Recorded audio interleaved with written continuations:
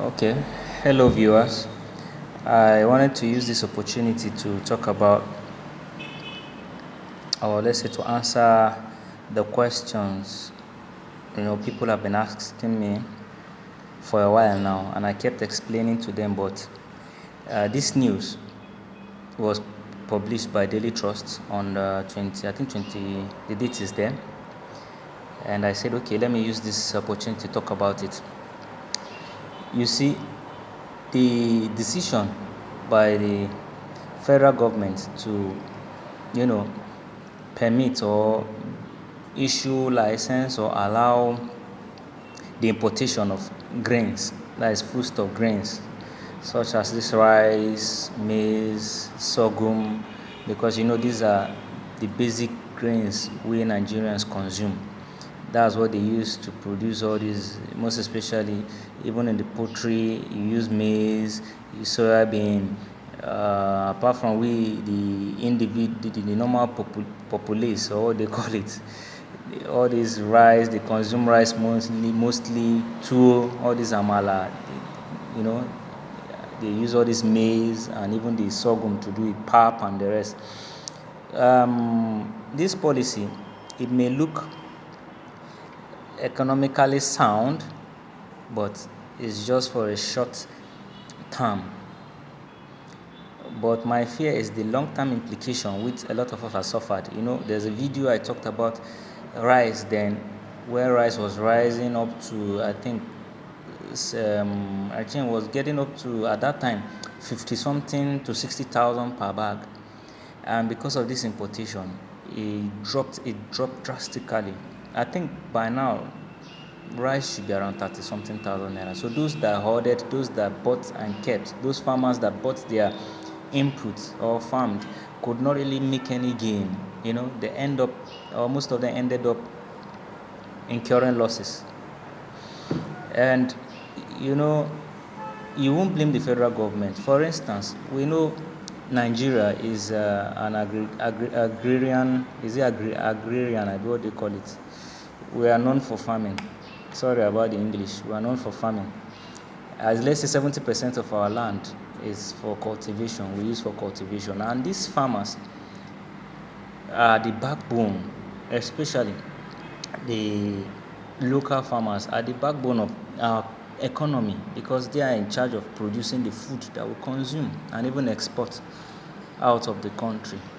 But now these farmers are, over the time, have been faced with headers, farmers clashes, banditry, all this kidnapping, the long period of drought, the flooding and all. And all these factors have made them, some of them have abandoned their farmland, some of them have migrated, moved, some of them cannot even, I have a lot of places where we did, I think, about 100 and something hectares last year. But as at now, water has covered the place. We can't even farm anything there. So this has direct impact on our economy. So you won't blame the government. Look at the fertilizer. Fertilizer is about how much? Like 60,000 naira a bag now. You can see the cost of seeds and all. So the government, I believe, have no any option than to, allow the importation of these grains. But it has a very, the negative implication at the long run. Yes, because we are going back to depending on exportation again, in a way. So anyway, you can go and read the publication on that newspaper, but this is what the reality on ground. That's just it. Apart from the federal government allowing the importation of these grains, I told you people that the borders have been so porous, and a lot of commodities are coming in that really crashing the price. So even farmers are even afraid of going to farm, because you buy fertilizer, let's say to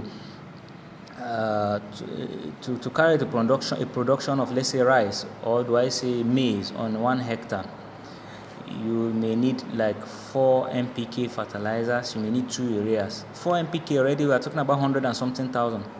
Then urea, then the chemical pesticide herbicides you use, then the tractor that will plow your land, the manpower and all. Look at what you are going to invest in it. And at the end, when it comes to harvesting and due farming now, you may be exposed to a lot of risks. That's why I still encourage my farmers to ensure their land, ensure their production activities before they start. Is very important. Involve the insurance company so that at least you can be compensated, because this weather is so unpredictable. Because this year already, places that never experienced flooding are now experiencing flooding.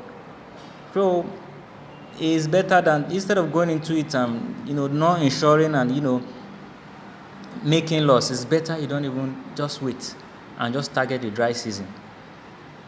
That's what I've been telling my farmers, most farmers in certain areas. I'll tell them, okay, hold on, let's work towards dry season. Hold on, let's work towards, at least to dry season, you can control a lot of elements. Like the rain, you can control it. You can mulch, you can use irrigation system, then control the pests, maybe the birds and the rest. At least at the end, you know that you're going to really, have something to show for it. So that's just the situation going on. So Nigerians, that's what's happening. That's why these grains, you think they are coming in cheaply and the rest. So the government have no other option than to permit the importation of these grains. May God help us all.